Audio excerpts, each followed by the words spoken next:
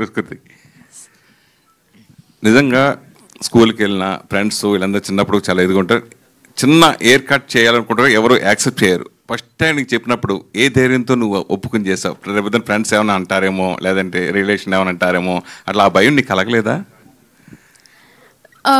First నాకు script చెప్పేటప్పుడు గుండు చేసుకోమని అంది. నేను గుండా పర్వాలేదు, జుట్టే కదా మళ్ళీ పెరుగుతుందిలే అని అనుకున్నాను. నేను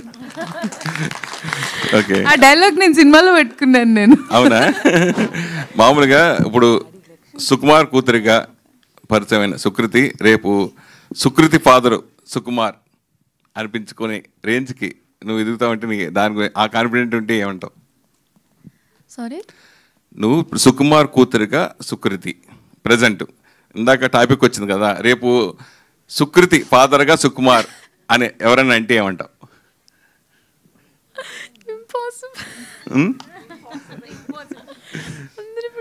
అసలు నేను ఎప్పుడైనా బయటికి పోతే ఎవరు మీరు సుకృతి కదా, మీ సుకృతి కదా అని ఎవరు ఎప్పుడు చెప్పలేదు, ఎప్పుడు నా దగ్గరికి రాలేదు.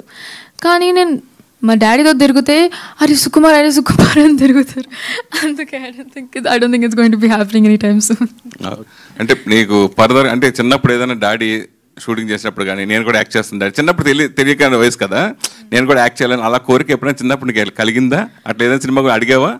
అడిగినాను నేను పుష్పకి అడిగినాను, పుష్ప 2కి కూడా అడిగాను. ఎందుకంటే మా ఫ్రెండ్స్ అందరూ, మా టీచర్స్, లైక్ ఎవ్రీవన్, నాకు తెలిసిన వాళ్ళందరూ నేను పుష్పాలు యాక్ట్ చేస్తున్నావు అంటే ఆహా చేస్తలేను, నాకు చేయబోద్దు అవ్వలేదు, మళ్ళీ అందరూ నేను సుకుమార్ పాపను కదా అందుకే పెట్టినారు అనుకుంటారు. కానీ that's not the actual case.